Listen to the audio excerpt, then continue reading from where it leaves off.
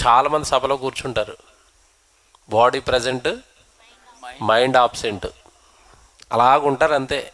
దానివల్ల ఆ కుటుంబపు ప్రయాస, నా ప్రయాస, వేదిక మీద ఉన్న దైవజనుల ప్రయాస, ఇదంతా వృధా అయిపోతుంది. దయచేసి దేవుడికి ఇచ్చే సమయమే మన చాలా తక్కువ మన ఆయుష్కాలంలో. సన్నిధిలో ఉన్నప్పుడు దయచేసి వాక్యంపైనే మీ మనసును కేంద్రీకరించండి.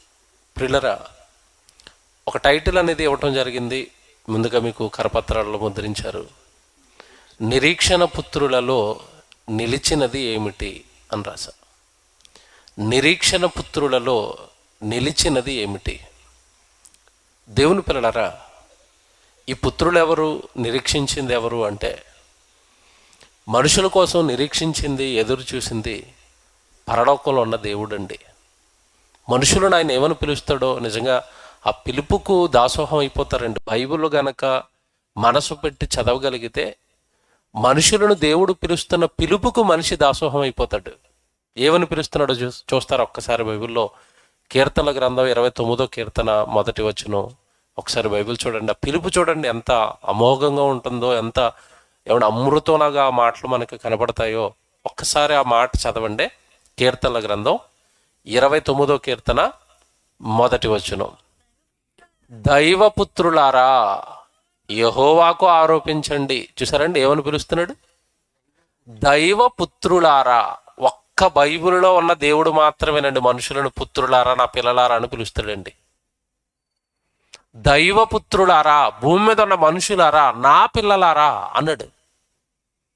అంటే భూమి మీద ఈ నరరూపం ఎత్తిన మానవ జన్మ పొందుకున్న ప్రతి మనిషి కూడా ఈ విశ్వాన్ని, ఈ సృష్టిని కలిగించిన తండ్రికి, పరలోకంలో ఉన్న దేవుడికి సాక్షాత్తు పిల్లలు. మర్చిపోకూడదు. భూమి మీద ఉన్న మనుషులు దైవపుత్రులు, దేవుని పిల్లలు. ఆయన మనకి తండ్రి అవుతాడు. ఆయన ఆత్మను పంచగా ఆత్మలను పొందుకున్న దేవుని పిల్లలమే ఈరోజు భూమి మీద ఉన్న మనమంతా కూడా. ఇది మనసులో పెట్టుకోండి చివరి వరకు. మనుషులు దేవునికి ఏమవుతారు? పుత్రులు, పిల్లలు. అసలు నిజంగా బైబిలులో దేవుడు పిలిచినంత గొప్పగా రండి ఏ గ్రంథంలో కూడా దేవుడు మరి ఇలా మాట్లాడినట్టుగా నాకైతే కనపడలేదు. దైవపుత్రులారా, నా పిల్లలారా అని నిజంగా బైబిల్లో మాత్రమే మీకు కనబడుతుందండి. దేవుడు మాత్రమే నిజాన్ని నిర్భయంగా మాట్లాడగలిగిన దేవుడు.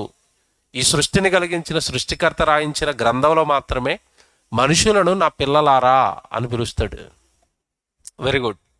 మనుషులు దేవుని పిల్లలైతే ఈరోజు మీరు చూడండి, సహజంగా వివాహం అయిన తర్వాత భార్య భర్తలు ఇద్దరు కూడా తల్లిదండ్రులుగా మారడానికి ఎదురు చూస్తూ ఉంటారు. అప్పుడు ఎవరి కోసం ఎదురు చూస్తూ ఉంటారంటే పిల్లల కోసం ఎదురు చూస్తూ ఉంటారు. వివాహం అయిన ప్రతి దంపతులు కూడా నెక్స్ట్ వాళ్ళ జీవితంలో జరగవలసిన ప్రధాన ఘట్టం ఏది చెప్పండి? సంతానం. పిల్లలు కలగాలి, పిల్లలు కలగాలి. జాగ్రత్తగా వినండి, పిల్లలు కలగాలి. 1వ సంవత్సరం కలగలేదు, అప్పుడు ఎలా ఉంటుంది తల్లిదండ్రులకి? పెద్దగా ఏం పట్టించుకోరు. 1వ సంవత్సరానికి. 2వ సంవత్సరం కలగలేదు, 3 కలగలేదు. జాగ్రత్తగా విన్నప్పుడు కొంచెం పెంచుతుంది బీపీ, కొంచెం పెరుగుతుంది టెన్షను, కొంచెం ఏదో నిరాశ. 3కు కలగలేదు, 4కు కలగలేదు. 5 సంవత్సరాలు అయిపోయింది, పిల్లలు కలగటం లేదు. అప్పుడు తల్లి ఏమంటే భార్య పరిస్థితి ఎలాగుంటుంది మీరు చెప్పండి? ఎలాగుంటుంది? ఏమున్నా సరే, ఎంత ఆస్తున్నా, ఎంత సిరున్నా, ఎంత సంపద ఉన్నా, ఎంత డబ్బున్నా, ఇంటి నిండా చుట్టాలున్నా, బంధువులున్నా, అమ్మున్నా, నాన్నున్నా, అక్కున్నా, భర్త కళ్ళ ముందే ఉన్నా, అత్తమామలున్నా, నాకెవరు లేరు? పిల్లలు లేరండి. 5 సంవత్సరాలు అయిపోయింది, పిల్లలు లేరండి. 6 సంవత్సరాలు అయిపోయింది, పిల్లలు లేరండి. 15 సంవత్సరాలు అయిపోయింది, పిల్లలు లేరండి. ఇప్పుడు వీళ్ళ నిరీక్షణ, వీళ్ళ ఎదురు చూపు ఎవరి కోసం చెప్పండి? పిల్లలు, పిల్లలు, పిల్లలు, పిల్లలు కావాలి. మాకు పిల్లలు కలగలేదు. ఏమండి, వాళ్ళు తిరగని హాస్పిటల్స్ ఉండవు. ఇంకా కొంతమంది అయితే మరి మూఢనమ్మకాలు నమ్మే వాళ్ళు అయితే తిరగని బాబాలు ఉండరు. అంతే కదా? ఆయన ఇచ్చే విభూతుల కోసం, అట్టుపండు కోసం, అట్టుపండు మింగితే పిల్లలు పుడతారట. రకరకాల నమ్మకాలు కదండి. తాయితులు కట్టించుకుంటారు, గుళ్ళు చుట్టూ తిరుగుతారు. ఏమండి, పిల్లలు పుట్టకపోతే పిల్లలు ఇవ్వాల్సింది దేవుడండి. ఆ దేవుడు నీ గర్భంలో పిల్లల్ని పెట్టడానికి నీ శరీరంలో ఏదో లోపం ఉండుంటుంది, అందుకే నీకు ఇవ్వటం లేదు. లేదా నీ జీవితం ఏదో నచ్చి ఉండదు ఆయనకి. అంతే తప్పండి మంత్రాలకి చింతకాయలు రాలుతాయి అన్నట్టుగా మంత్రాలకి పిల్లలు పుట్టరు. పుట్టించవలసింది దేవుడు. ఆ దేవుడు పుట్టించడానికి అనువుగా నీ దేహం రెడీగా ఉండాలి. ఈ మధ్యకాలంలో మీకు తెలియదు కాదు, ఆడపిల్లల గర్భసంచులు, ఆ గర్భాశయాలు అన్నీ కూడా రిపేర్లే. కొత్త జబ్బు వచ్చింది, ఆడపిల్లలకు తెలుసు నేను చెప్పే జబ్బు పేరు పీసీఓడి అట. తెలుసా? ఆ గర్భసంచి చుట్టూ నుండి బుడగలు వీళ్ళు తింటున్న తిండ్లకి, ఏమంటే వీళ్ళు మింగుతున్న ట్యాబ్లెట్లకి గర్భసంచులు పాడైపోయాయి. నీటి బుడగలట గర్భసంచి చుట్టూ. దేవుడు బిడ్డను పట్టుకెళ్ళి ఎక్కడ పెడతాడు? ఆ సంచి బాగోలేదు. సంచి బాగు చేసుకుంటే బిడ్డ పుడతాడు. సంచి బాగు చేసుకోవడానికి వైద్యం చుట్టూ తిరగరు. తంత్రాలు, మంత్రాలు, అట్టుపళ్ళు. దేవుని పిల్లలారా, బిడ్డల కోసం తల్లిదండ్రులు ఎదురు చూస్తారు, భార్య భర్తలు ఎదురు చూస్తారు. పిల్లలు కావాలి మాకు, పిల్లలు కావాలి మాకు, పిల్లలు కావాలి మాకు. ఇప్పుడు మాట్లాడుతాను నేను, పిల్లల కోసం మీరే ఎదురు చూస్తున్నారా? ఇంకెవరైనా ఎదురు చూస్తున్నారా? మీకంటే ముందు నుండి ఒక ఆయన ఎదురు చూస్తున్నాడు. నాకు పిల్లలు కావాలి, నాకు పిల్లలు కావాలి. బైబిల్ తీయండి, ఇప్పుడు ఎంత బాగుంటుందో మీరు మురిసిపోతారు ఈ మాట.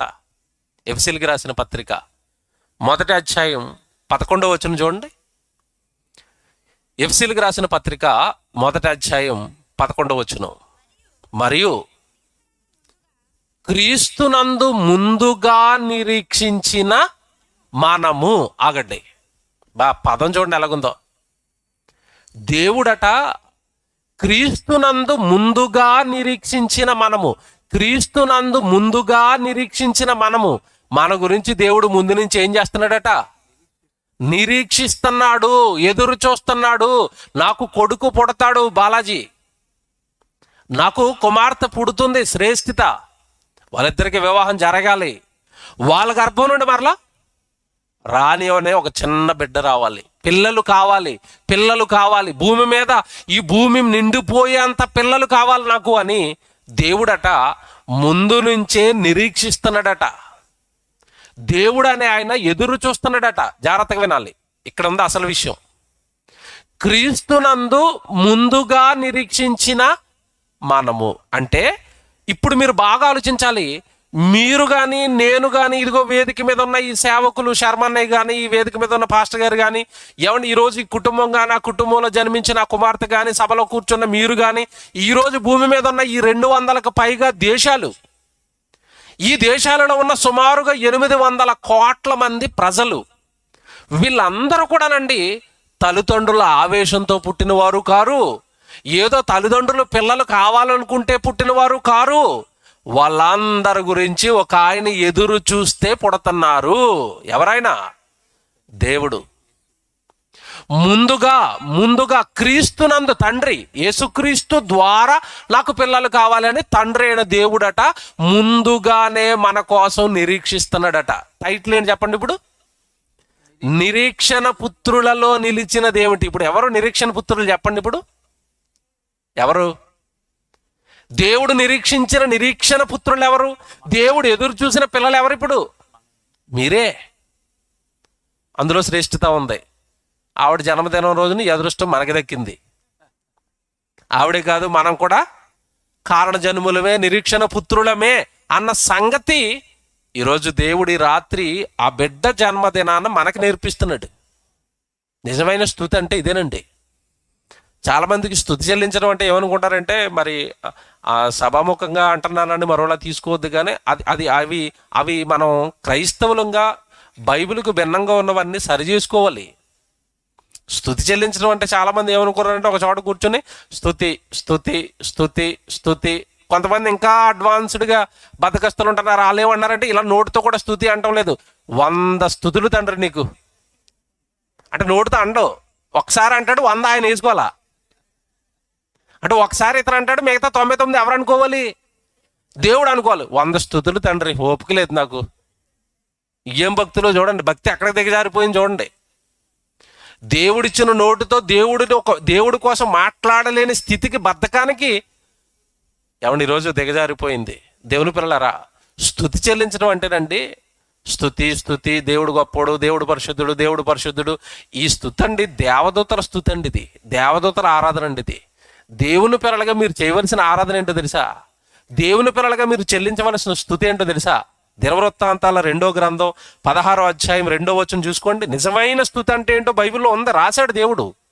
దినవృత్తాంతాల 2వ గ్రంథం 16వ అధ్యాయం దావీదు గారు స్తుతి చెల్లించే విధానం చూపిస్తున్నాడు చూడండి.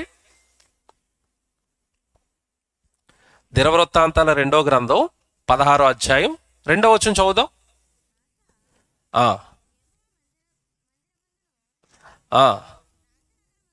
రాజనగరమందును తీసి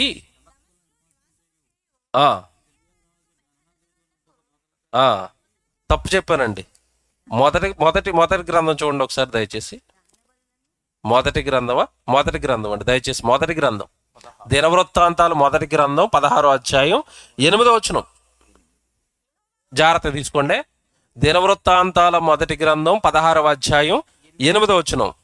యెహోవాకు కృతజ్ఞతాస్తుతులు చెల్లించుడి, ఆయన నామమును ప్రకటన చేయుడి. చూసారా, స్తుతి చెల్లించడం అంటే ఏంటట? ఆయన నామాన్ని ప్రకటించండి. ఎక్కడా?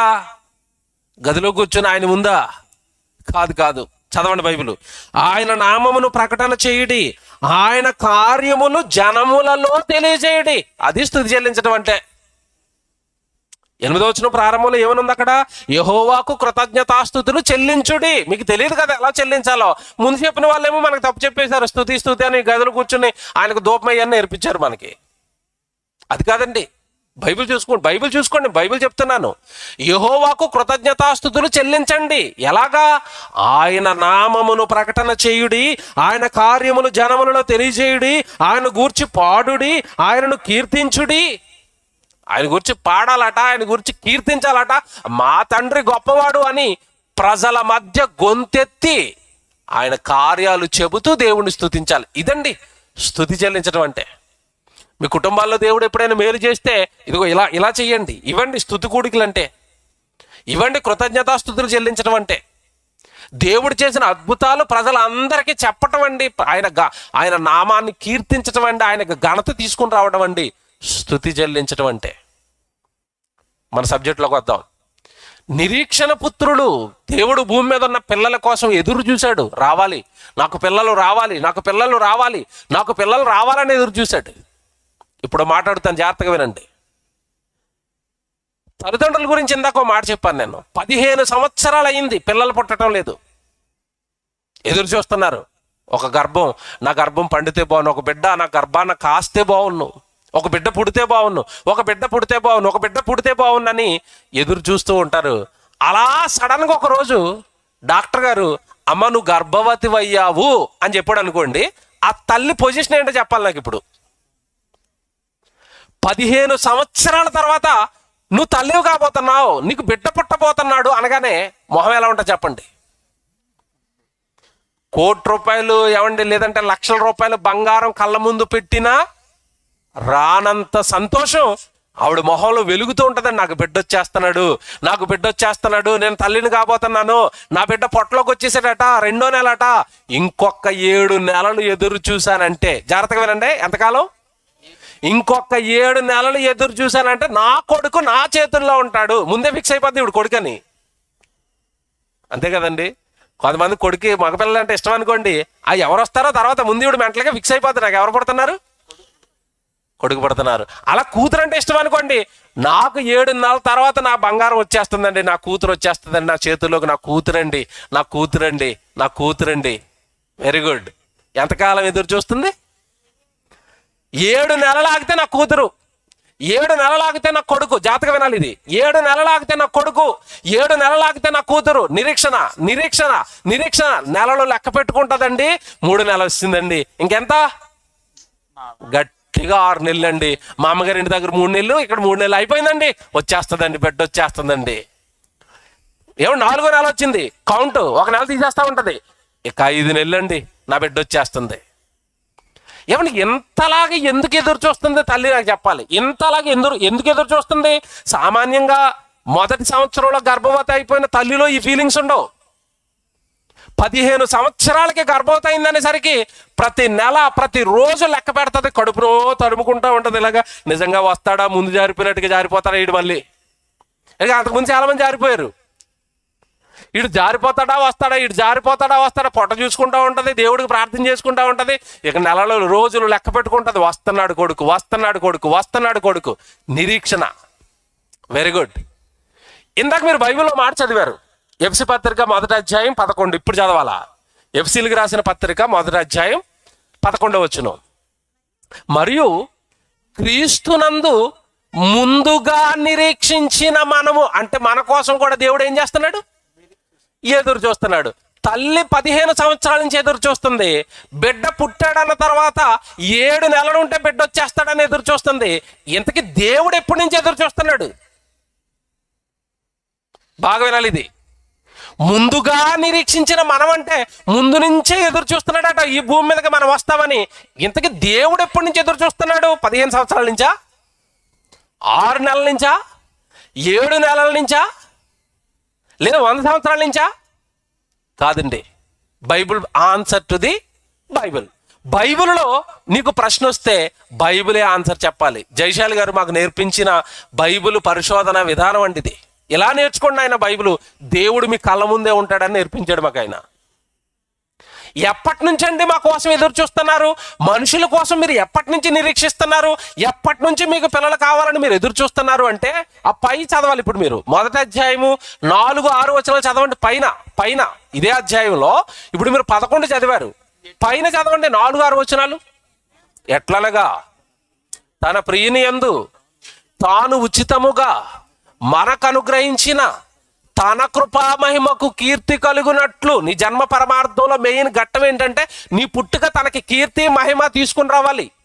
నీ కోసం నువ్వు బతకడానికి పుట్టలేదు, నీ భార్య కోసం పుట్టలేదు, లాయర్ అవ్వడానికో, యాక్టర్ అవ్వడానికో, డాక్టర్ అవ్వడానికో పుట్టలేదు. నువ్వు తన మహిమకు కీర్తి తీసుకొని రావడానికి పుట్టావు. నెక్స్ట్, తన మహిమకు కీర్తి తీసుకొని రావాలని తన చిత్త ప్రకారమైన దయా సంకల్పం. నీ జన్మ తన చిత్త ప్రకారమైన దయా సంకల్పం. మీ ఊరు పేరేంటి చెప్పండి? ఇది పెనుగొండ కదా.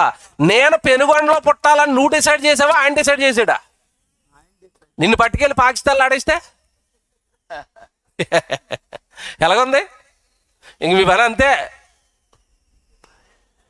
పెనుగొండలో పుట్టాలి. భారతదేశంలో ఉన్న, ఆంధ్రాలో ఉన్న, పశ్చిమ గోదావరిలో ఉన్న పెనుగొండలో పుట్టాలి. ఎవరు డిసైడ్ చేశారు? దేవుడు. ఇంకోటి అడుగుతాను ఇప్పుడు నిన్ను, మీరు స్త్రీగా పుట్టాలా పురుషుడిగా పుట్టాలా ఎవరు డిసైడ్ చేశారు? దేవుడే డిసైడ్ చేశారు. నేను అబ్బాయిగా పుడతానని నువ్వు అనుకున్నావేటి? నీ చేతుల్లో ఏమీ లేదు. పోనీ ఇంకా చెప్పనా, మీకు అమ్మ నాన్నలుగా ఎవరు ఉండాలో నువ్వు సెలెక్ట్ చేసుకున్నావా, దేవుడు సెలెక్ట్ చేశాడా? మా అమ్మ చాలా మంచిదండి, మా కొండండి, మా బంగారం అని అంటారు చాలా మంది పిల్లలు. ఆ బంగారాన్ని కొండని నీకు ఇచ్చింది ఎవరు? ఇచ్చినా అని మర్చిపోయావు. మా అమ్మండి, మా అమ్మండి, మా అమ్మండి. ఇంక సినిమా వాళ్ళు అయితే పాటలు రాయిస్తారు. 100 మంది దేవుళ్ళు దిగి వచ్చినా నీలాంటి ప్రేమను చూపలేరమ్మా. ఆ అమ్మని నీకు ఇచ్చిందే దేవుడమ్మా, నీకు తెలియదు. నీకు వచ్చింది తెలుసా? ఆ అమ్మలో నిన్ను ప్రేమించే చిప్పు పెట్టిందే దేవుడు. ఆయన చిప్పు పెట్టకపోతే అమ్మ ఎందుకు ప్రేమిస్తుంది నిన్ను? తెలియదు. ఇవేమి ఇదో పెద్ద సబ్జెక్ట్. మళ్ళీ అటు వెళ్తే అటు ఉండిపోతాం, రాలేము ఇటు. తర్వాత మాట్లాడుకుందాం ఎప్పుడైనా. దేవుడు అండి, భూమి మీద ఉన్న మనుషులకి దేవుడు సరిగా అర్థం అవ్వలేదు. నీ జన్మ నీ ఇష్టం కాదండి. నువ్వు ఎక్కడ పుట్టాలి, నీకు అమ్మ నాన్నగా ఎవరు ఉండాలి, నీకు తమ్ముడుగా ఎవరు ఉండాలి, నీకు అన్నగా ఎవరు ఉండాలి, నువ్వు ఏ టైము ఏ కాలంలో పుట్టాలి. హాయిగా స్వతంత్రం వచ్చేసిన తర్వాత పుట్టాం మనం.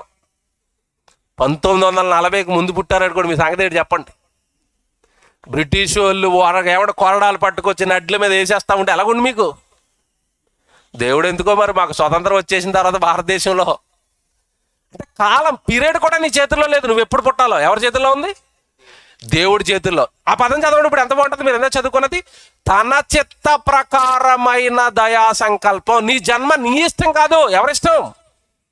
దేవుడిష్టం. తన చిత్త ప్రకారమైన దయా సంకల్పము చొప్పున యేసుక్రీస్తు ద్వారా తనకు కుమారులుగా స్వీకరించుటకై, ఏమండి పదం పట్టుకోండి ఇక్కడి నుంచే, మనలను ముందుగా తన కోసము నిర్ణయించుకున్నాడట. అంటే మనం పుట్టింది ఎవరి కోసం? ఇప్పుడు తన కోసం పుట్టావు. మనలను ముందుగా తన కోసము నిర్ణయించుకుని మనము తన ఎదుట పరిశుద్ధులమును నిర్దోషులమునై ఉండాలి, తాగుబోతులుగా తిరుగుబోతులుగా కాకుండా అనుకున్నాడు ముందే. కానీ వచ్చేసి అన్ని అలగబెట్టినవి అవే మనం. అంతే కదండి. ఏ కుటుంబాన్ని కదిపినా, ఏ యవనస్తుడిని కదిపినా, ఏ యవనస్తురాలు కదిపినా ఈ గొడవలే కదండి. త్రాగుబోతులు, తిరుగుబోతులు, వ్యభిచారాలు, ఏమంటే జారత్వాలు, ఇవే కదండి.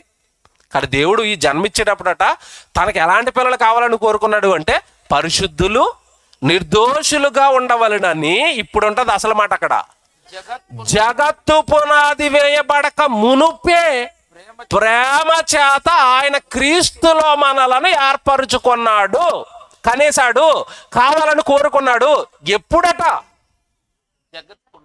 ఈ జగత్తుకు పునాదులు వేయబడక మునుపు మీరు మీకోసం ఈ జగత్తుకు పునాది. బా అంటే మీకోసం నా కోసం దేవుడు ఎప్పటి నుంచి ఎదురు చూస్తున్నాడు చెప్పండి. ఇప్పుడు జగత్తుకు పునాదులు వేయబడక ముందు నుంచి ఎదురు చూస్తున్నాడు. రాణి కోసం ఎప్పటి నుంచి ఎదురు చూస్తున్నాడు? జగత్తుకు ముందు నుంచి. శర్మని కోసం ఎప్పటి నుంచి ఎదురు చూస్తున్నాడు? జగత్తుకు ముందు నుంచి. దావీదు కోసం ఎప్పటి నుంచి ఎదురు చూస్తున్నాడు? జగత్తుకు ముందు నుంచి. మీకు అర్థమైంది ఇప్పుడు? ఏవి మానవ జీవితం అండి, ఏ బ్రతుకులండి ఈరోజు.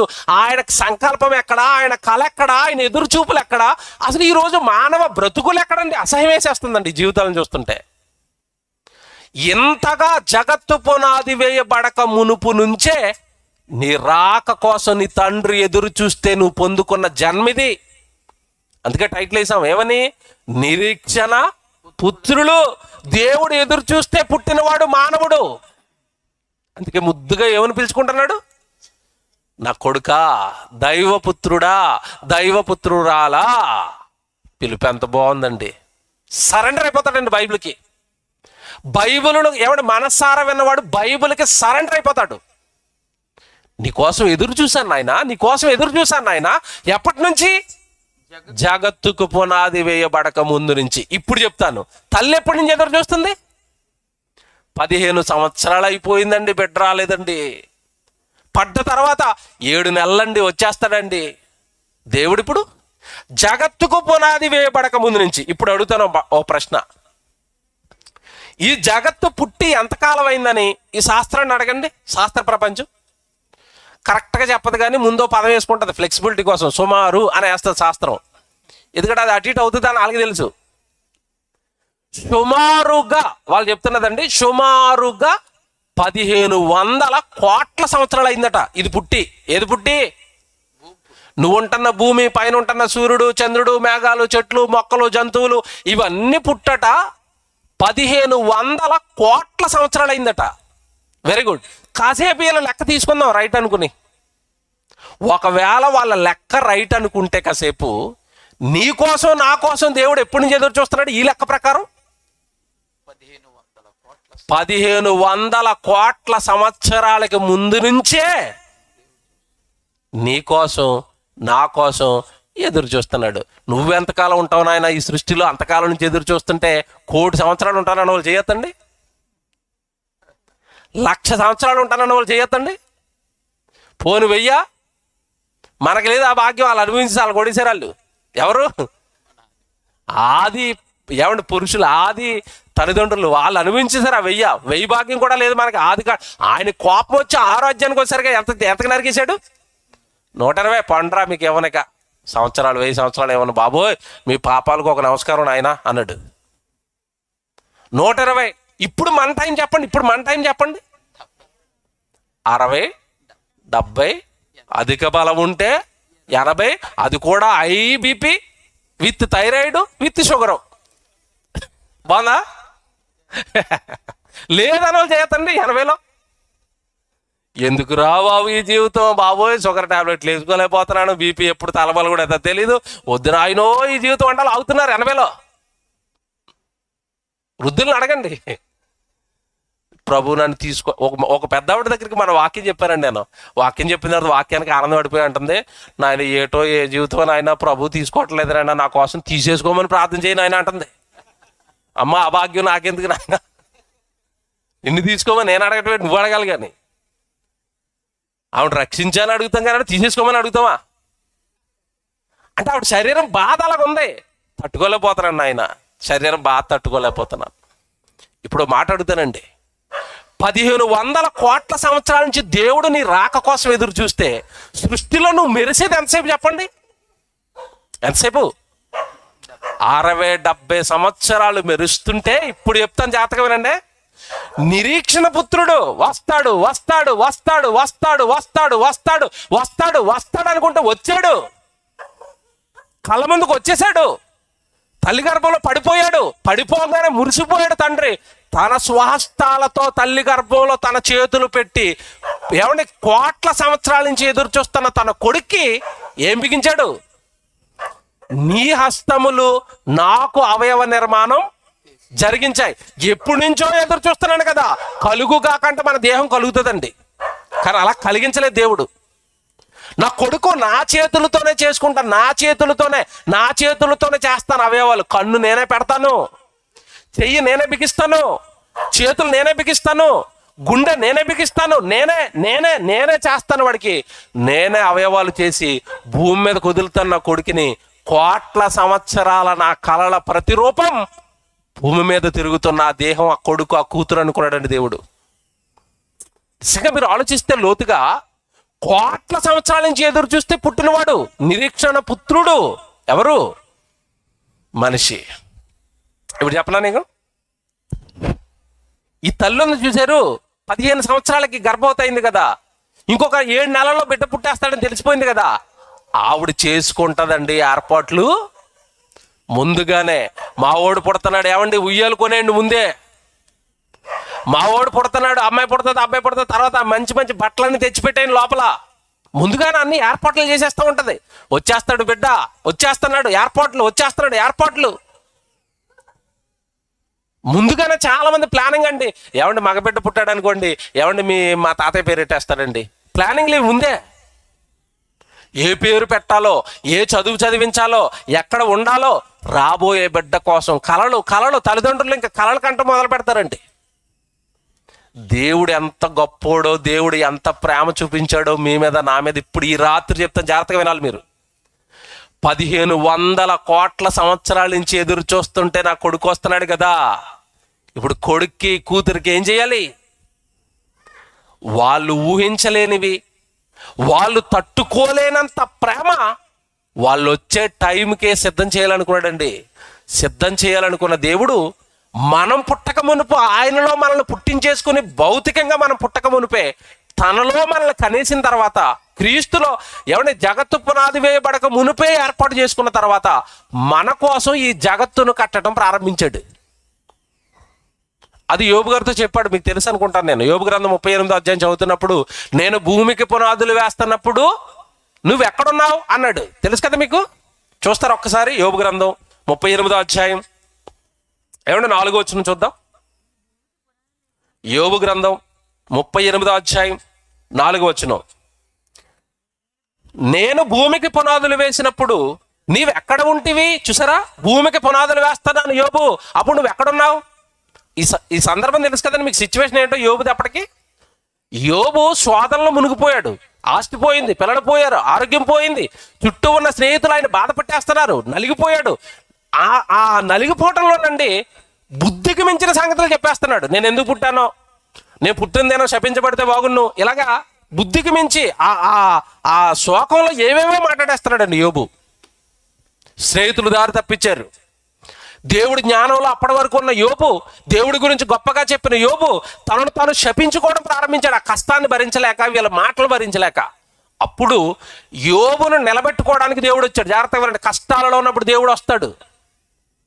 యోబును తన కొడుకుని నిలబెట్టుకోవడానికి వచ్చాడు. ఏంటి యోబు ఇలాగైపోతున్నావు చిన్న కష్టానికి?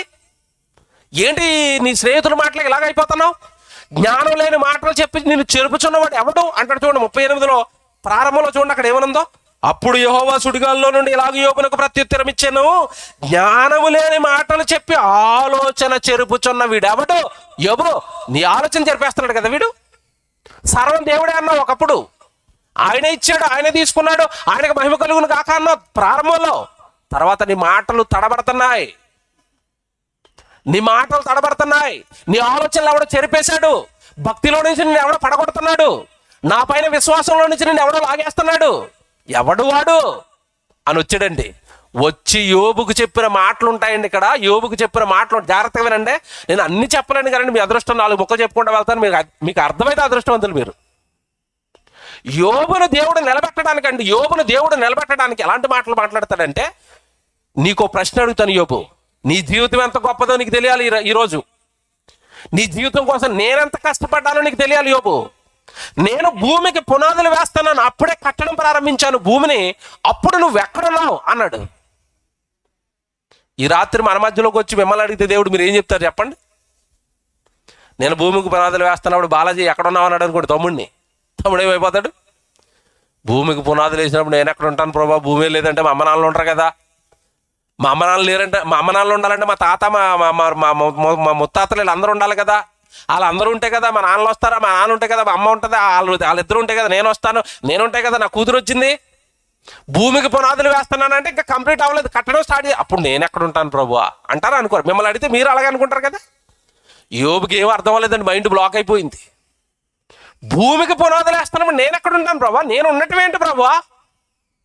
అప్పుడు అంటున్నాడు 4వ వచనంలో, నేను భూమికి పునాదులు వేస్తున్నప్పుడు నువ్వు ఎక్కడ ఉంటివి, నీకు వివేకము కలిగి ఉన్న ఎడల నాకు చెప్పుము. ఏం అర్థం అవ్వలేదు యోబుకి. కుర్రాడు డైలమాలో ఉన్నాడు కొడుకు అని దేవుడే ఓపెన్ చేస్తున్నాడు ఆన్సర్ 21వ వచనంలో.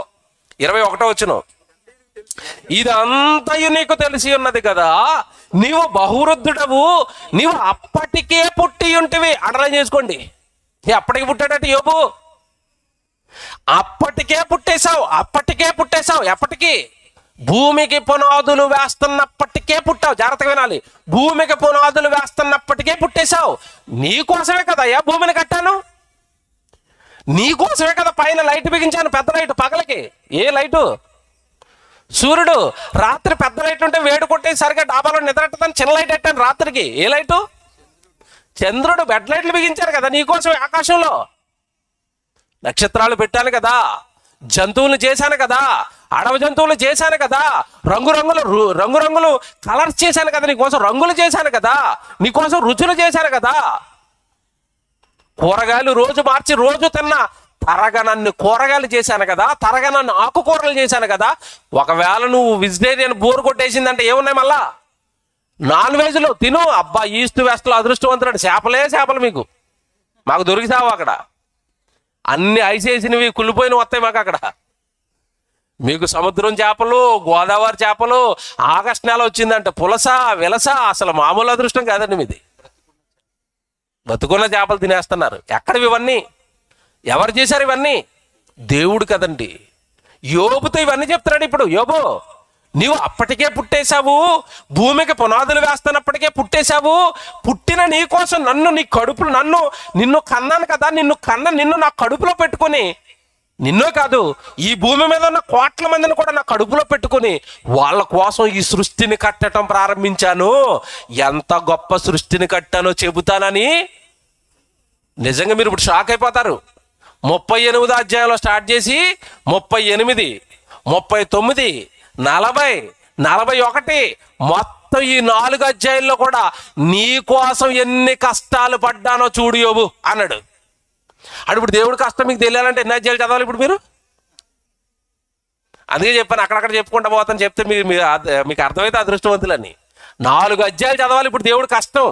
ఒక మనిషి కోసం దేవుడు నిరీక్షించిన దేవుడు, మనుషుల కోసం ఎదురు చూసిన దేవుడు, మనుషుల మీద పిచ్చి ప్రేమతో ఎన్ని చేశాడో మీకు తెలియాలి అంటే 38, 39, 40, 41 4 అధ్యాయాలు చదవండి.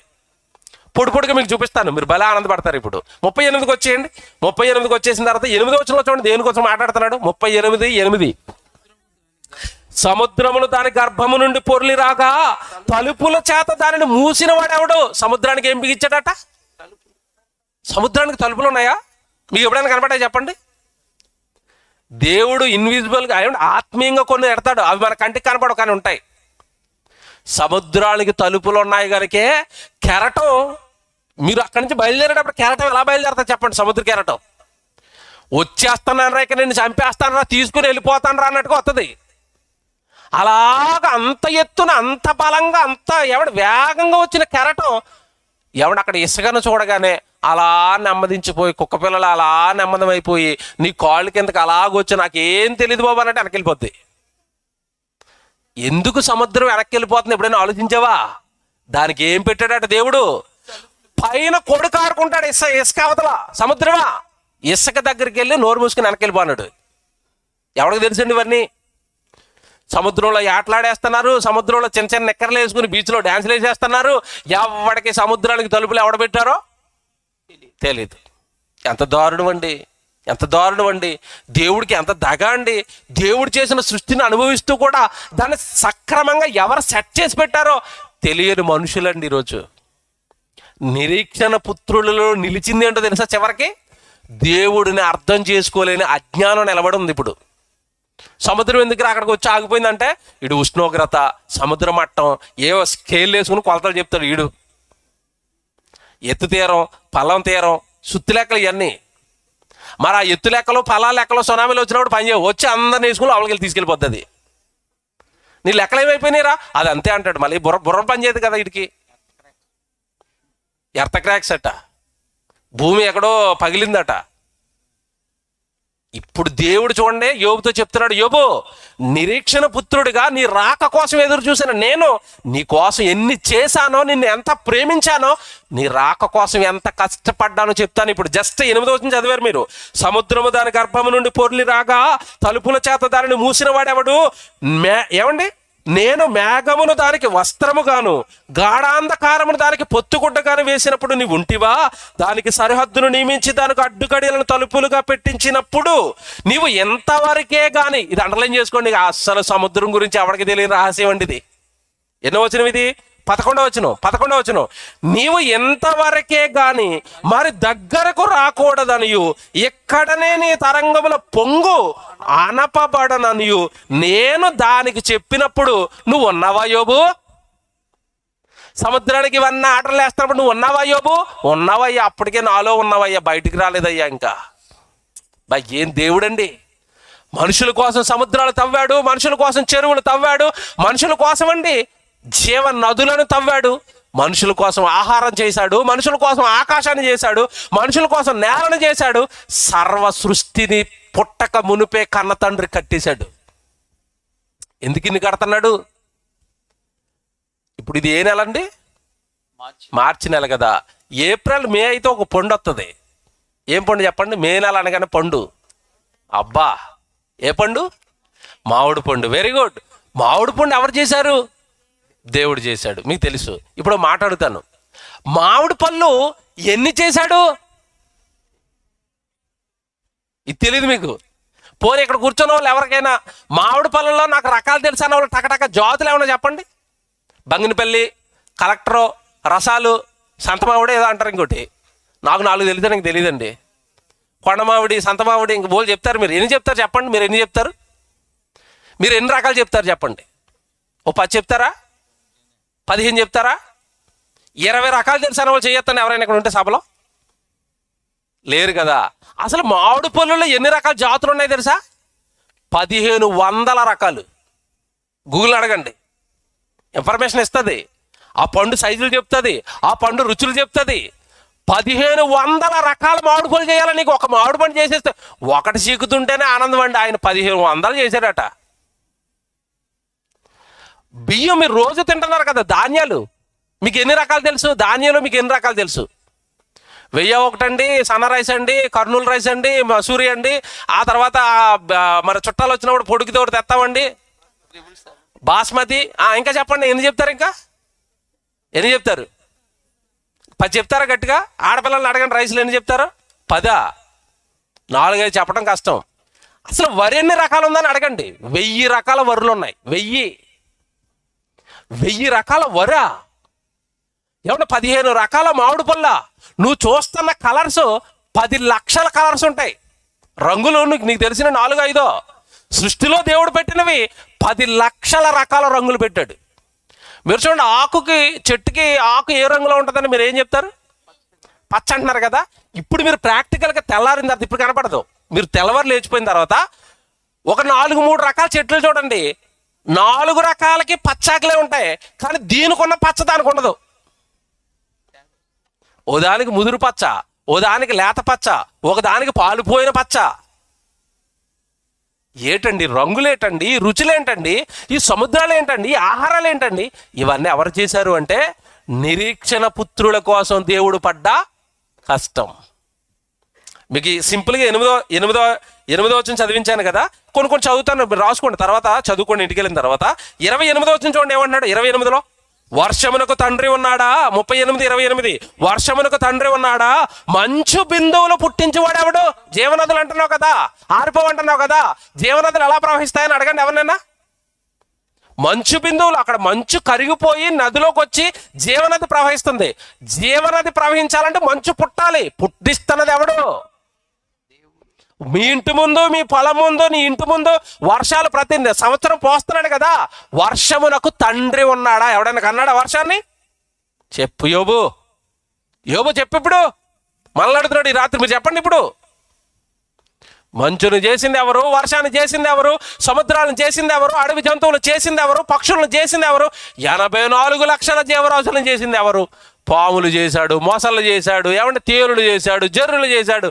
ఆడుకోవడానికి రంగురంగుల పక్షులు, పులులు, సింహాలు, లేడులు, దుప్పులు, ఏనుగులు. ఏటండి బాబు, ఏటి అన్నీ ఎందుకయ్యా అంటే, నా కొడుకు కదా, కోట్ల సంవత్సరాల నుంచి ఎదురు చూస్తే వస్తున్నావు కదా, ఉండేది కొద్ది కాలమే కదా నాయన, ఆడుకో నాయన ఈ ఆడినట్లతో అన్నాడు. ఆడుకోరా, పుళ్ళుతో ఆడుకోరా, ఏనుగుతో ఆడుకోరా, జింకతో ఆడుకోరా, ఆవుతో ఆడుకోరా, గెదతో ఆడుకోరా, గుర్రం ఎక్కి స్వారీ చేయరు, అలాగా భలేగా ఉంటుంది, అది లాక్కెళ్ళిపోతారా నిన్ను.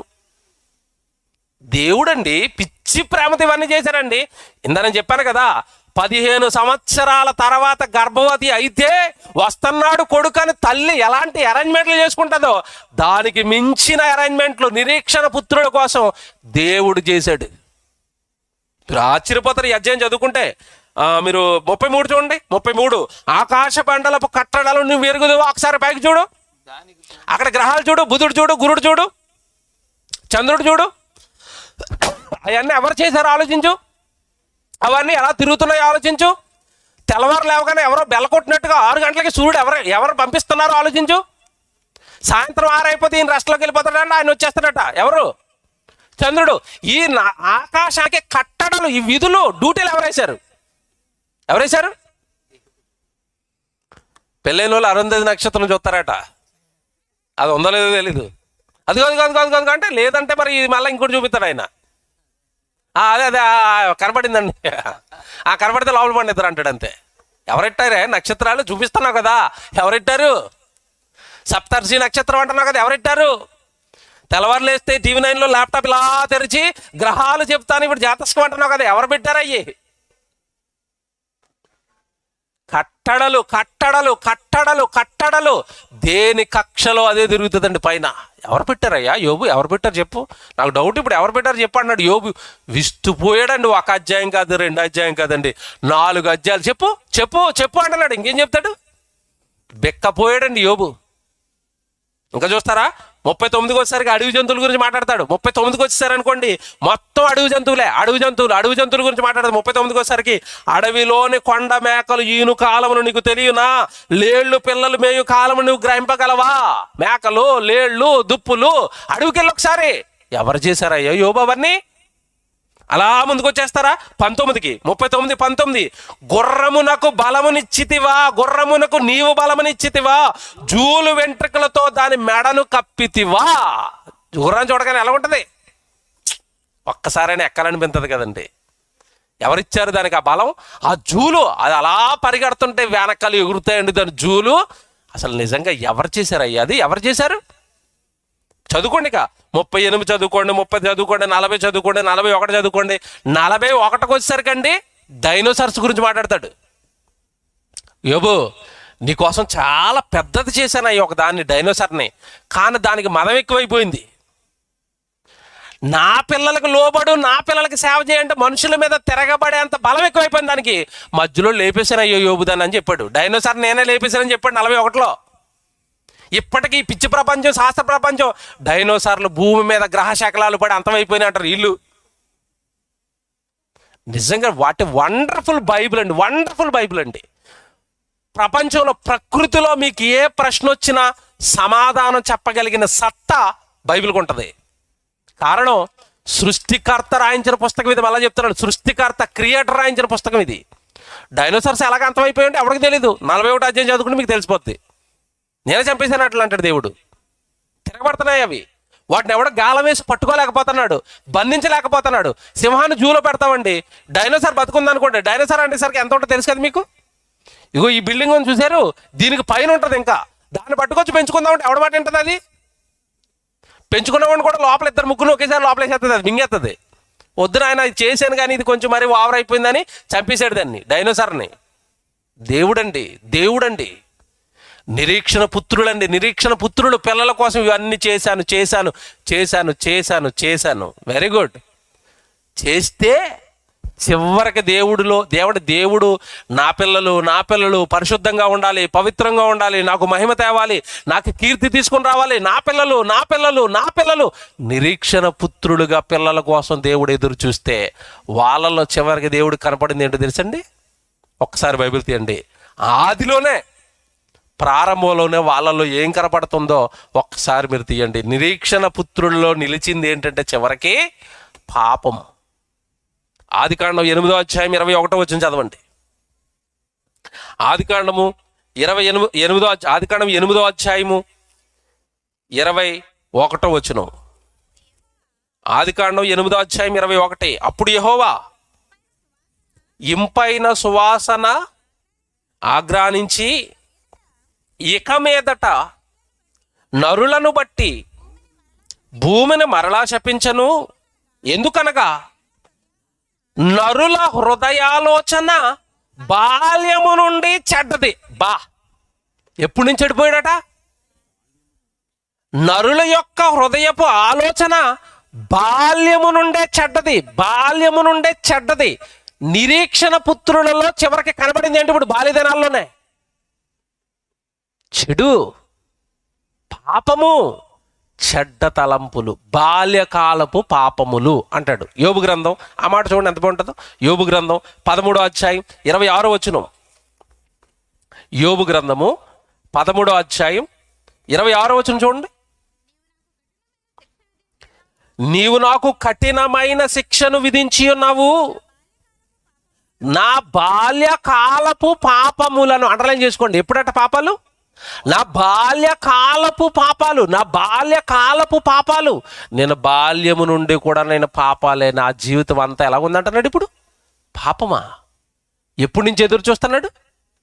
కోట్ల సంవత్సరాల నుంచి జగత్తు పునాది వేయబడక మునుపు నుంచి కొడుకు వస్తాడు, కూతురు వస్తుంది అని అందరినీ పట్టుకెళ్ళి ఆదాములో పెట్టి, ఆదాము నుండి తరతరాలు దాటించి పిల్లలు వస్తారు, ఈ తరంలో వస్తాడు, ఈ రూపంతో వస్తాడు. ఏమండి, మన కోసం దేవుడు నిరీక్షిస్తే చివరికి దేవుడు నిరీక్షణ పుత్రులలో దేవుడికి నిలిచింది కనపడుతున్నది. ఏం కనపడుతుందట? బాల్యకాలపు పాపం. తట్టుకుంటారా? మీకు ఇది అర్థం అవదు. ఇందాక తల్లి గురించి చెప్తున్నాడు ప్రారంభం నుంచి. ఎప్పటి నుంచి ఎదురు చూస్తుంది బిడ్డ కోసం? 15 సంవత్సరాల నుంచి వస్తాడు కొడుకు అన్న తర్వాత 2 చేతులు లేకుండా పుట్టాడు. ఎలాగుంది? 2 చేతులు లేకుండా అవుటోడి కింద పుట్టాడు. ఎలాగుంటుంది తల్లికి? సంతోషపడుతుందా, ఏడుతుందా? ఇంతకాలం ఎదురు చూస్తే ఇలాంటి కొడుకు పుట్టాడేంటి? ఇంతకాలం ఎదురు చూస్తే నన్ను ఆనంద పెట్టేవాడు, సంతోష పెట్టేవాడు, అందరిలాంటి బిడ్డ పుడతాడంటే ఇలాంటి బిడ్డ పుట్టాడేంటి అని బాధపడుతుంది. ఇప్పుడు దేవుడు మీకోసం, నా కోసం జగత్తు పునాది వేయబడక ముందు నుంచి ఎదురు చూస్తే మనలో చివరికి కనపడుతున్నది ఏంటంటే దేవుడికి పాపం. పోనీ ఆ పాపం ఎప్పుడు పెద్ద అయిపోయిన తర్వాత కనపడుతుందా? ఎప్పటి నుంచట?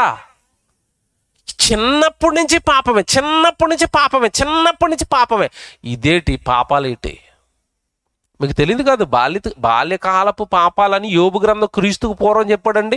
ప్రజెంట్ అది నెరవేరట్లేదా? స్కూల్కి 7వ తరగతి 6వ తరగతి స్కూల్కి వెళ్తున్న వాళ్ళు కండోమ్స్ పెట్టుకుని వెళ్తున్నారట బ్యాగుల్లో. ఇంతకు మించిన పాపం ఏముంటుంది మీరు చెప్పండి? పాశ్చాత్య దేశాలలో, అమెరికాలో అంటే ఏమంటే అడ్వాన్స్డ్, మేము డెవలప్ అయిపోయాం అనుకుంటారు కంట్రీస్లో టీచరు ఏమండి స్ట్రిక్ట్గా ఉంటుందని చెప్పి ఒకడు స్కూల్ బ్యాగ్లో గన్న పెట్టుకెళ్ళి టీచర్ని క్లాస్ రూమ్లో కాల్చి చంపేశాడు. 5వ తరగతి టీచర్ని కాల్చి చంపేశాడండి గన్న పెట్టి. ఏ పాపాలు చెప్పండి ఇవి? వీడు చిన్నతనంలోనే టీచర్ని చంపేసేంత క్రూరత్వమా? వీడి కోసం దేవుడు ఎప్పటి నుంచి ఎదురు చూస్తున్నాడు? జగత్తు పునాది వేయబడక ముందు నుంచి ఎదురు చూస్తే ఒక నరహంతకుడు దేవుడు కనపడుతున్నాడు. జాగ్రత్తగా వినండి. జగత్తు పునాది వేయబడక ముందు నుంచి ఎదురు చూస్తే ఒక నరహంతకుడు కనపడుతున్నాడు. జగత్తు పునాది వేయబడక మునుపు నుంచి ఎదురు చూస్తుంటే ఒక ఉగ్రవాది కనపడుతున్నాడు, ఒక నక్సలైట్ కనపడుతున్నాడు, ఒక తీవ్రవాది కనపడుతున్నాడు, ఒక మర్డర్ కనపడుతున్నాడు. వ్యభిచారాలు చేసి నడి రోడ్డు మీద అత్యాచారం చేసి అమ్మాయిలను చెరుపుతున్నవాడు కనపడుతున్నాడు.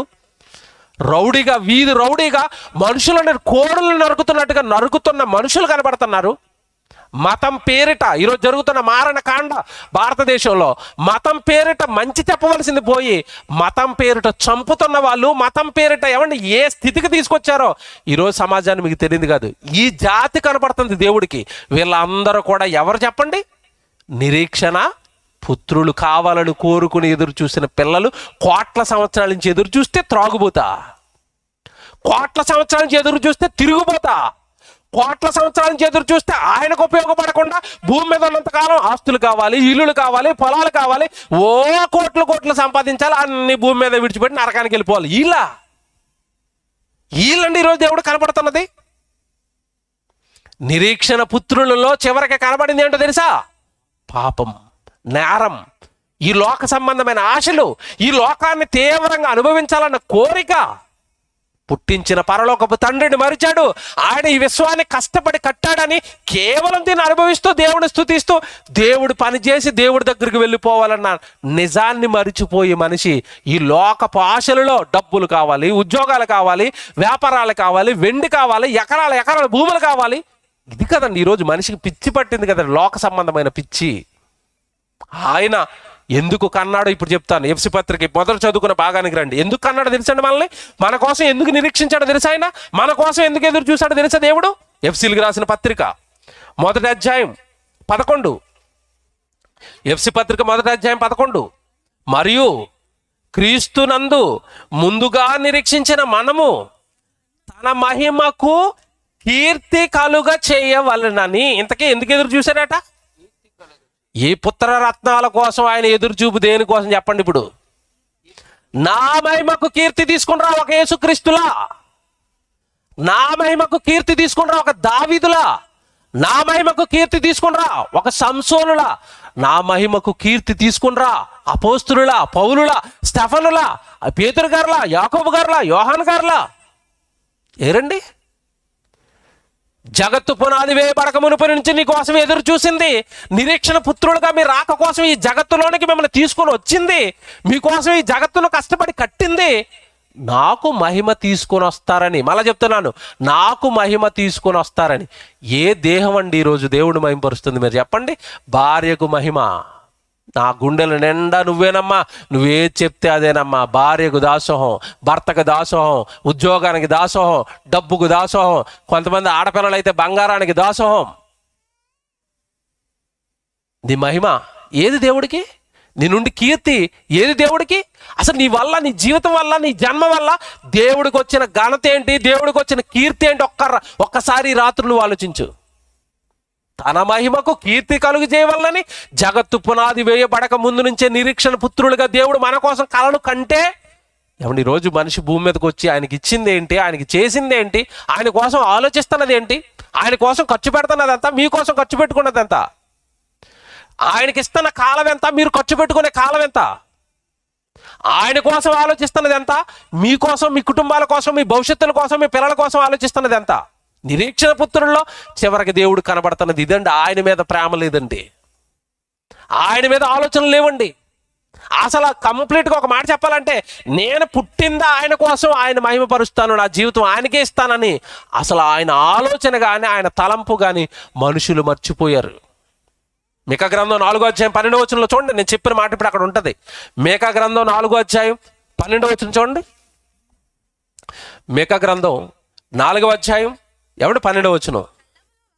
కళ్ళములో ఒకడు పనులు కూర్చున్నట్లు యెహోవా వారిని సమకూర్చును, అయితే వారు ఆయన తలంపులు తెలుసుకోలేదట. జాగ్రత్తగా వినాలే. అయితే వారు ఆయన తలంపులు తెలుసుకొనుకున్నారు, ఆయన ఆలోచన వారు గ్రహించలేదు. ఎవరు ఆలోచన? దేవుడు ఆలోచన గ్రహించలేదట. దేవుడు తలంపు, దేవా నన్ను ఎందుకు పుట్టించావు తండ్రి? దావీదుల కీర్తనలు రాయడానికి పుట్టించావా? దావీదుల ధర్మశాస్త్రం చదువుకుని సేవ చేయడానికి పుట్టించావా? లేదా గ్రంథంలో సేవకుడికి సహకారం చేసిన వాళ్ళు ఉన్నారు కదా, సేవకుడికి సహకారిగా పుట్టించావా? నా పాత్ర సహకారి పాత్ర, నా పాత్ర సేవకుడి పాత్ర, నా పాత్ర సంఘంలో ఒక మంచి సంఘానికి ఒక వెన్నుదన్నుగా నిలబడే ఒక మంచి పాత్ర, సంఘానికి స్తంభమైపోయిన పాత్ర నా పాత్ర. నన్ను ఎందుకు పుట్టించారు తండ్రి? నా జీవితం పట్ల మీ ఆలోచనలు ఏంటి తండ్రి? మీ తలంపులు ఏంటి తండ్రి? ఎవరు అడిగారండి? ఎవరు అడిగారు? అందరూ ప్రతి ఆదివారం వస్తారండి. జాగ్రత్తగా వినండి, ఆదివారం మన గుడికి వచ్చేది భక్తిగా దేనికో చెప్పాలి. ఎందుకు? మిమ్మల్ని అడుగుతున్నాండి, ఎందుకు వస్తారు? మా వాడు నీట్ ఎగ్జామ్కి వెళ్తున్నాడు తండ్రి, ఆడు చదవకపోయినా సరే పెన్లో మీరు దూరిపోయి పాస్ చేయించేయండి తండ్రి. మీ ఆలోచనలు, ఆడి మీద మీ తలంపులు, అవి అటుకొచ్చి మళ్ళీ దేవుడి మీద రుద్దుతున్నారు. దేవా నా కొడుకుని సంశయంలో పుట్టించారేమో తండ్రి, నువ్వు మీకు వదిలేస్తాను తండ్రి, సేవ చేయించుకోండి తండ్రి అంటది ఏ తెల్లన్నా? నీటికి వెళ్తున్నాడు తండ్రి, బీటికి వెళ్తున్నాడు తండ్రి, ఎంటెక్కి వెళ్తున్నాడు తండ్రి, బీటెక్కి వెళ్తున్నాడు తండ్రి, ఆ టెక్కలన్నీ మెడలో వేసుకుని పాతాళానికి పోతాడు తండ్రి. ఆ టెక్కలన్నట్లోనే మా వాడిని పాస్ చేసి పాతాళానికి గెంటే తండ్రి. ఆడిని సేవ చేయడు తండ్రి, నేను నీకు ఉపయోగపడదు తండ్రి, ఆడు ఉపయోగపడు తండ్రి.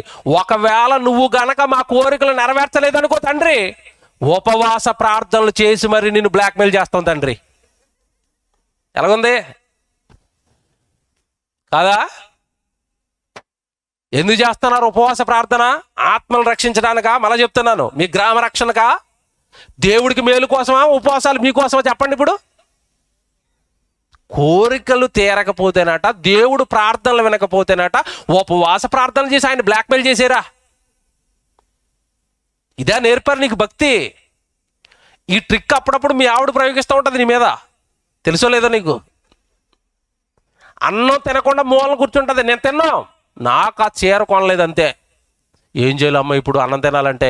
నువ్వు చీర కొంటే తింటాను, అప్పటి వరకు ఉపవాసం.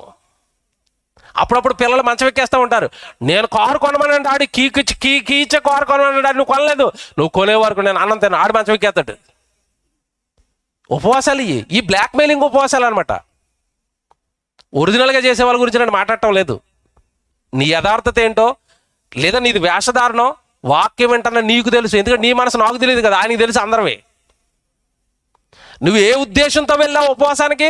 నా జీవితం బాగోలేదు తండ్రి, మా కుటుంబం నిండా పాపాలు తండ్రి, మా పాపాలు కడుగు తండ్రి, మమ్మల్ని పరిశుద్ధం చేయి తండ్రి, మేము పరలోకానికి రావాలి తండ్రి, మా భక్తి జీవితాన్ని మెరుగు చేయి తండ్రి, లేదా నేను ఉపవాసం ఉంటాను తండ్రి, పక్కోడి కోసం ఉపవాసం చేస్తున్నాను తండ్రి, నేను నీకు మొరపెడతాను తండ్రి, వాడిని మార్చు తండ్రి. ఇవేమైనా ఉన్నాయని చెప్పండి, ఇవేమైనా ఉన్నాయా? ఆయనకు మహిమ, ఆయనకి కీర్తి, ఆయనకు ఘనత, ఆయనకు ఏమన్నది ఆనందాన్ని తెచ్చేవి ఏమి మన జీవితాల్లో? మేక 4:12 ఆయన తలంపులు కానీ ఆయన ఆలోచనలు కానీ మనుషులు ఏం చేయలేదట, తెలుసుకోలేదు. నా ఇష్టాలే, నా సంతోషాలే నీ మీద నా జీవితకాలం రుద్దుతూ ఉంటాను తండ్రి. నా తలంపులు నీ మీద రుద్దుతాను, నా ఆలోచనలు నీ మీద రుద్దుతాను. నా ఇది కాదండి భక్తి, కాదు ఇది. ఒకవేళ వాక్యం తెలిసిన వాడి భక్తి కాదు ఇది. నన్నెందుకు మీరు పుట్టించారు తండ్రి? మీకు అర్హమైన పాత్రగా నన్ను వాడుకోండి తండ్రి, నన్ను ఏం చేయమంటారు తండ్రి? ఇది భక్తుడంటే. నీకిష్టమైన ఆయన అడక్కో, ఆయన చిత్తానుసారంగా నీ జీవితం ఆయన పాదాల చెంత పెట్టి నడిపించు తండ్రి అను. ఆ ప్రార్థన యాక్సెప్టబుల్, అంగీకరించబడే ప్రార్థన అది. నీకు ఇష్టమైనవన్నీ ఆయనకి ఇష్టం ఉంటాయి అనుకున్నావా? నీకు అర్థమవుతుంది ఇలా చెప్తే. నీ కుర్రోడికి బాగా చాక్లెట్లు ఇష్టం, నీ కొడుక్కి రోజు 5 star daddy, 5 star daddy, 5 star daddy, 5 star daddy, రోజుకు 2 5 స్టార్లు ఈ డాడీ అంటున్నాడు. నీ కొడుక్కి ఇష్టం కదా 5 స్టార్లు, రోజు 2 5 స్టార్లు కొని కరెక్ట్గా 4 రోజులకు హాస్పిటల్ అడ్మిట్ అయిపోతాడు ఐసీలో. ఎందుకు? లోపలంతా కపం పట్టేస్తుంది, పురుగులు పట్టేస్తే, చాక్లెట్లు తిని పొట్టంతా బాగా పుచ్చిపోయింది. నీ కొడుక్కి ఇష్టం కదా అని అన్ని ఇచ్చావనుకో వాడు పోతాడు. నీకు ఇష్టం కదా అని నువ్వు అడుగుతున్నవాడిని నీకు ఇచ్చారనుకోండి దేవుడు, నువ్వు పోతావు నరకానికి. అందుకే ఎవడైనా నువ్వు అందుకే అప్పుడప్పుడు చిన్న చిన్న బ్లాక్మెయిల్ దిగుతావు. తెలుసుకోండి దేవుణ్ణి బాగా, వాక్యాలు గ్రహించండి. మన పుట్టింది మన కోసం కదండి, ఆయన మహిమకు కీర్తి తీసుకొని రావడానికి పుట్టారు. మళ్ళీ చెప్తున్నాడు, ఆయన కోసం పుట్టాం. మళ్ళీ చెప్తున్నాడు, ఆయన కోసం పుట్టాం. ఆయన కోసం పుట్టిన పిల్లల్లో చివరికి ఆయన కనబడుతున్నది ఏంటట? బాల్యకాలపు పాపాలు. ఇప్పుడు చెప్తాను, ముగించేస్తాను, నిజంగానే ముగిస్తాను. ఇప్పుడు నా కొడుకు కోసం నువ్వు తండ్రి, నువ్వు కొడుకు కోసం నువ్వు అప్పటి నుంచి ఎదురు చూసావన్న నిజం నాకు తెలిసిపోయింది. వాడు చిన్నతనం నుంచే పాపంలో పడిపోతున్నాడని చెప్పేశావు కదా, వాడిని మేము ఎలా పెంచాలి తండ్రి, నీ కోసం ఉపయోగపడాలి అంటే, ఏమంటే నిజంగా దేవుడికి 2 చేతులెత్తి మొక్కాలండి. ఎందుకంటే అసలు మనం ఏం చేయాలో అన్నీ రాస్తానండి, ఆయన రాసిని చేస్తే చాలు మనం, అంతే. నువ్వు పెద్దగా ఎక్స్ట్రాగా తలలు తిప్పి ఆలోచించుకోవాల్సింది ఏముండదు.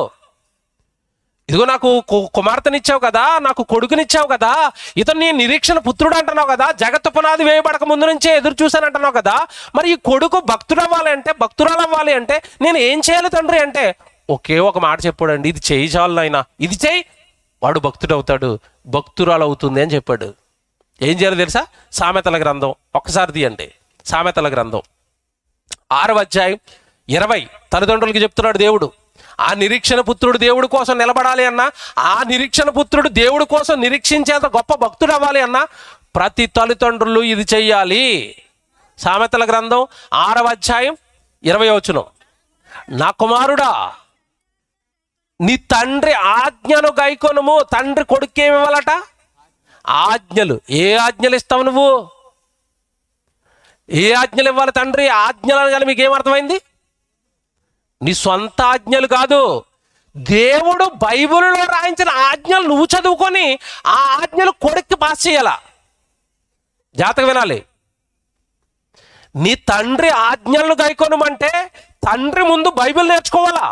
నేను దేవుడి కోసం పుట్టావురా, మనంతా దేవుడు కుటుంబం రా, మన కోసం జగత్తుకు ముందు నుంచి ఎదురు చూశాడు రా, యేసుక్రీస్తుల వారిలా దేహం దేవుడికి ఇవ్వాలరా, అపోస్తుల జీవితం దేవుడికి ఇవ్వడానికి పుట్టావురా అని ఆజ్ఞలన్నీ ముందు తండ్రి నేర్చుకుని ఆజ్ఞలు ఎవరికి ఇవ్వాలట?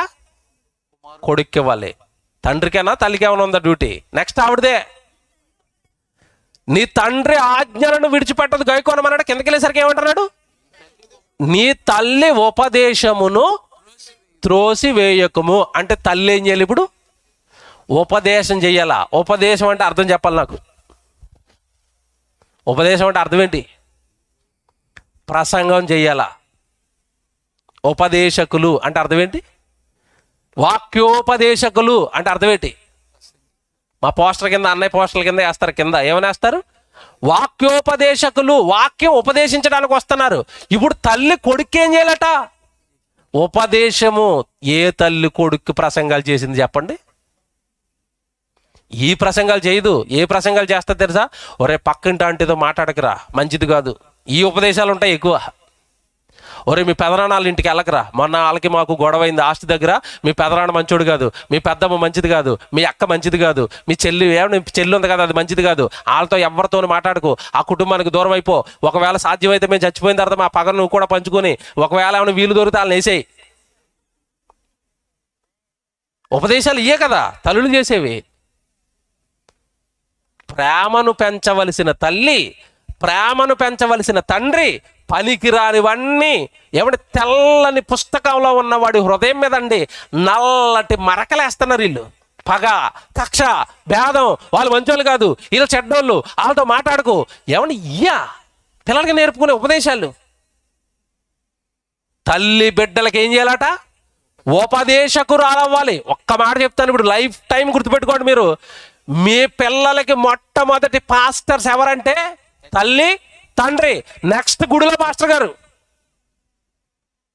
పిల్లలకి మొట్టమొదటి సేవకులు, మొట్టమొదటి వాక్యోపదేశకులు తల్లి, తండ్రి. అది వదిలేసాం మనం. అది వదిలేసి ఈడేమన్నా తప్పు చేస్తే పాస్టర్ గారి దగ్గర తీసుకెళ్ళి, ఈడు మాట వింటం లేదు పాస్టర్ గారు, ప్రార్థన చేయండి. ఆయన ఏం చేస్తాడు? నువ్వు చేయవలసింది చేయకుండా ఇంట్లో. నీ దగ్గర ఉండేది ఎక్కువ, ఆయన దగ్గర ఉండేది తక్కువ. ఆయన దగ్గర సండే స్కూల్లో గంట వదులుతావు, 24 గంటలు నీ దగ్గరే ఉంటాడు కదా.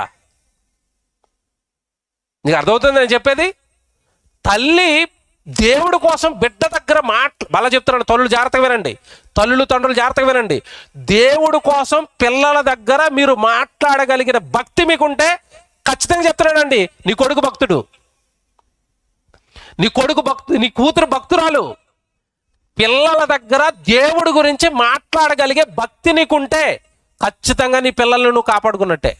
అది దేవుడు చెప్పాడు అక్కడ. తల్లి ఉపదేశాన్ని ఏం చేయకూడదట?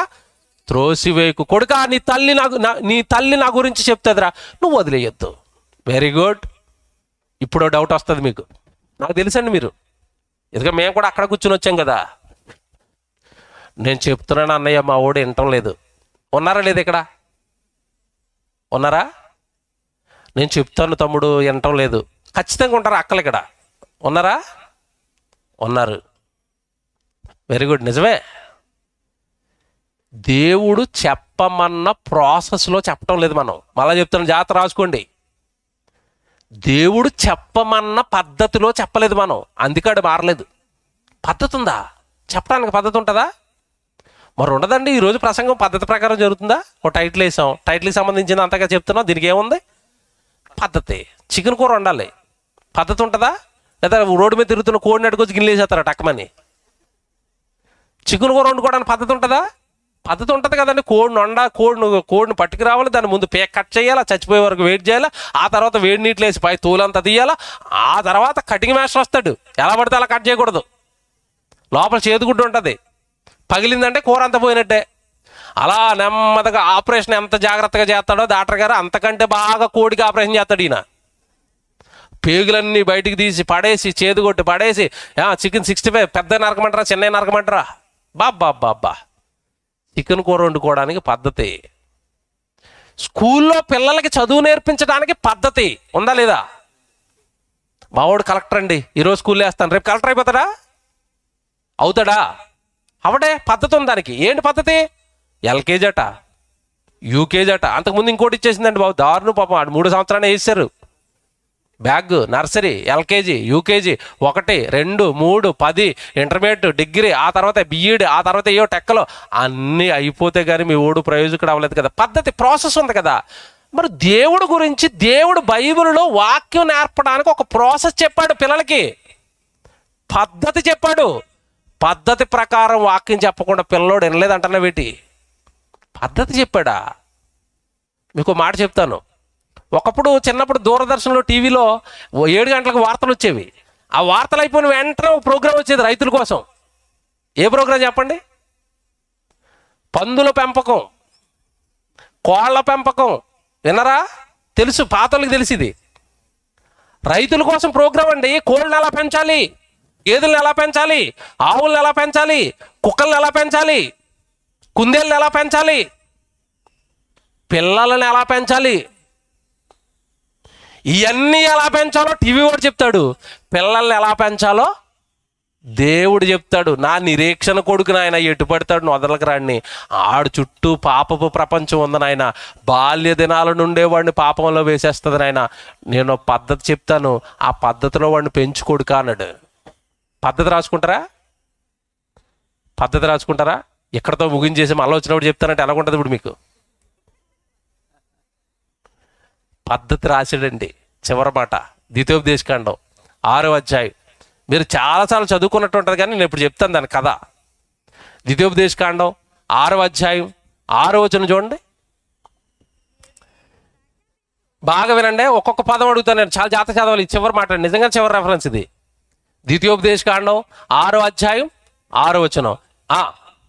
నేడు నేను నీకు ఆజ్ఞాపించు ఈ మాటలు నీ హృదయములో ఉండవాలని. ఫస్ట్ ప్రాసెస్, పద్ధతి ఇది. అంటే ఫస్ట్ వాక్యాలు ఎవరి హృదయాల్లో ఉండాలి? తల్లిదండ్రుల హృదయాల్లో ఉండాలి. విచిత్రం ఏంటంటే తల్లిదండ్రులు పిల్లల్ని సండే స్కూల్ పంపుతారు, వీళ్ళు బైబిల్ పెట్టుకుని వెళ్ళరు. ఫస్ట్ నీలోకి రావాలి వాక్యం, ఫస్ట్ నీలోకి. నెక్స్ట్ జాగ్రత్త చదవండి. నీ హృదయములో ఆ వాక్యాలు ఉండాలి, దేవుడు మాటలు ఉండాలి. నెక్స్ట్ అప్పుడు నీ హృదయంలో ఉన్న వాటిని నీ కుమారులకు నీవు వాటిని అభ్యసింప చేసి. ఆ పదమంటలు ఏం చేయండి? ఏటట? అభ్యసింప చేసి. అభ్యాసం, దైవ విద్యాభ్యాసం. దైవ విద్యాభ్యాసానికి పద్ధతి ఇది. నీ విద్యాభ్యాసం ఉంది కదా లోకంలో, నువ్వు కలెక్టర్ చేయాలనుకుంటే నీకు ప్రాసెస్ ఉంటుంది కదా. ఆ ప్రాసెస్లో కలెక్టర్ని చేసుకుంటావు కదా, ప్రాసెస్లో నువ్వు లాయర్ని చేసుకుంటావు కదా, ప్రాసెస్లో చేసుకుంటావు కదా. ప్రతి ఉద్యోగానికి ఒక పద్ధతి ఉంటుంది కదా, చదువుకి. దైవ విద్యాభ్యాసానికి దేవుడు చెప్తున్న పద్ధతి అది. ఏటట? ఇదిగో మొదట నీ హృదయాల్లో వాక్యాలు ఉండాలి, వాటిని నీ కుమారులకు వాటిని ఏం చేయాలి? నువ్వు అభ్యసింప చెయ్యాలి. ఎలా ప్రభువా చెప్తాడు, జాగ్రత్త చదవండి అక్కడ. నీ కుమారులకు వాటిని అభ్యసింప చేసి, ఈ అభ్యాసం ఎలా చెయ్యాలి అంటే, నీ ఇంట కూర్చుండునప్పుడును, జాగ్రత్తగా వినండి, కొడుకు నీ ఇంట్లో కూర్చుండునప్పుడును, ఇల్లు ఒకటోది రాసుకోండి, ఇల్లు, వాడు ఇంట్లో కూర్చుండునప్పుడును, నెక్స్ట్ త్రోవలో నడుస్తున్నప్పుడు, జాగ్రత్తగా వినాలే, ఇంట్లో కూర్చున్నప్పుడు చెప్పవలసినవి కొన్ని ఉంటాయి, త్రోవలో నడుస్తున్నప్పుడు చెప్పవలసినవి కొన్ని ఉంటాయి. త్రోవలో నడుస్తున్నప్పుడు ఏం చెప్తారు? త్రోవలో వాడు నడుస్తున్నప్పుడు ఎదురుకో కుక్క ఎదురొచ్చింది. పిల్లలకి అన్ని ప్రశ్నలే కదా, డాడీ ఇదేంటి డాడీ అంటాడు. అప్పుడు నువ్వేమంటావు? కుక్కను ఆయన. అక్కడ వరకే చెప్పు వదిలేసావు. కుక్కనాయన, ఇది మనం ఒక ముద్దేస్తే మన ఇంటి ముందు మనకి కాపలా కాస్తుంది నాయన, మనకి కాపలా కాయాలని దేవుడు చేశాడు నాయన. ఎలాగుంది? అదిరిపోలేదు? ఆడి బుర్రలో అమ్మ కుక్క నా కోసం దేవుడు చేశాడా ఎలాగుంటుంది ఆడికి? చిన్నప్పటి నుంచే ముద్రడిపోయింది ప్రింట్. అలా కొంచెం ముందుకెళ్ళాడు, జాంకాయ చెట్టు కనపడింది. డాడీ ఇది ఏం చెట్టు డాడీ అంటాడు. జాంకాయలు నాయన, తింటే రుచిగా ఉంటాయి నాయన. ఆపేసావు. నెక్స్ట్ చెప్పాలి ఆడికి. ఏం చెప్పాలి? దీని పేరు జాంకాయ నాయన, దీనిలో ఈ విటమిన్ ఉంటుంది నాయన, ఇది తింటే మన ఆహారం అంతా అరిగిపోతుంది నాయన. అప్పుడప్పుడు మనం చికెన్లు మటన్లు తినేసి కడుపులో నొప్పి వస్తే అరగనవన్నీ కూడా ఈ పండు తింటే అరిగిపోవాలని దేవుడు చేశాడు నాయన. ఎలాగుంది? ఎలాగున్నాయి? ఏది కనపడిన దేవుడు, ఏది కనపడిన దేవుడు. కుక్క కనపడితే దేవుడు, చెట్టు కనపడితే దేవుడు, ఆవు కనపడితే దేవుడు, పక్షి కనపడితే దేవుడు, పైన ఎండతో కొడుతుంది మమ్మీ అన్నాడు అనుకోండి, సూర్యుడు అనగానే దేవుడు దేవుడు దేవుడు దేవుడు. త్రోవలో నడిచేటప్పుడు దేవుడు, ఇంట్లో కూర్చున్నప్పుడు దేవుడు. భక్తుడు అవుతాడా అవడా నాకు చెప్పాలి ఇప్పుడు. అవడా? ఈ ప్రాసెస్ ఎవరండి ఫాలో అయ్యారు? ప్రతి దాంట్లో నుంచి దేవుణ్ణి ఎవరండి చూపించారు? ప్రతి దాంట్లోని దేవుణ్ణి చూపించండి. మళ్ళీ చెప్తున్నాను, ప్రతి దాంట్లోని దేవుణ్ణి చూపించండి మీ పిల్లలకి. దేవుడే ఇది, దేవుడే ఇది. మీ ఇంట్లోకి ఏదైనా కొత్తగా వస్తువు తెచ్చుకున్నారా? దేవుడు ఇచ్చాడు నాయన మనకి వస్తువు.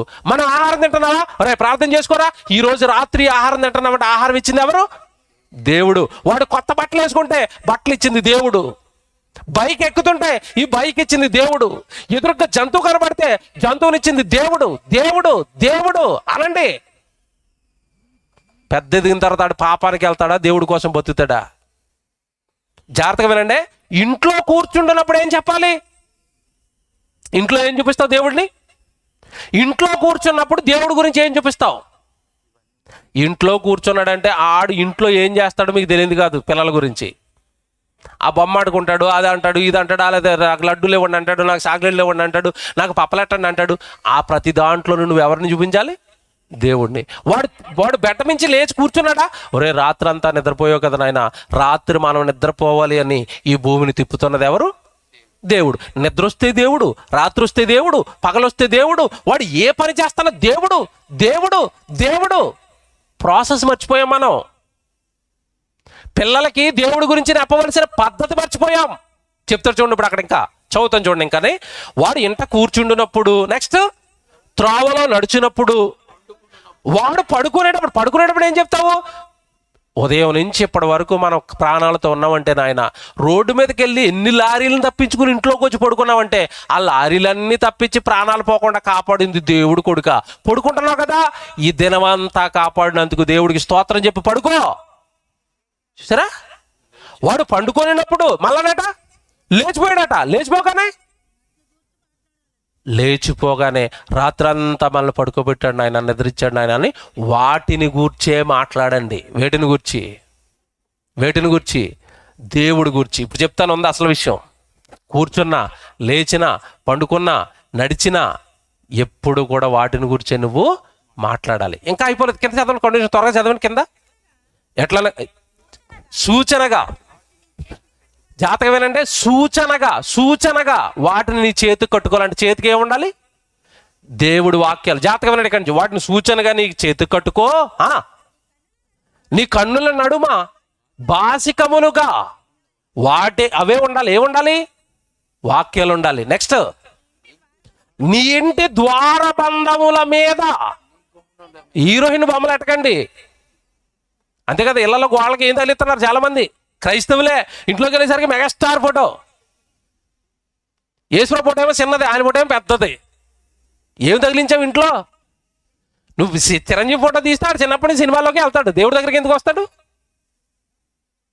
నీ ఇంటి ద్వారబంధముల మీద, గౌనుల మీద, 1-2 వారాలుగా చాలండి, నేను చెప్పేస్తాను, జాతకం వినండి, ముగించేస్తున్నాను. దేవుడు చెప్పిన పద్ధతి ఏంటో తెలుసండి? వాడు కూర్చున్నా, లేచినా, పడుకున్నా, నడిచినా, ఇంట్లో ఉన్నా, ద్వారబంధాల మీద ఉన్నా, నిన్ను చూస్తున్నా, ఎటు చూసినా వాడి కంటికి ఏం కనపడాలి? ఇప్పుడు వాక్యం కనపడాలి. జాతకం వినండి, ఎటు చూసినా వాడికి వాక్యమే కనపడితే భక్తిలో ఉంటాడా, పాపంలో ఉంటాడా? భక్తిలో ఉంటాడు. ఇది ప్రాక్టికల్గా ఎలా వర్కౌట్ అవుతుందో మీకు చెప్తాను, జాతకం వినండి.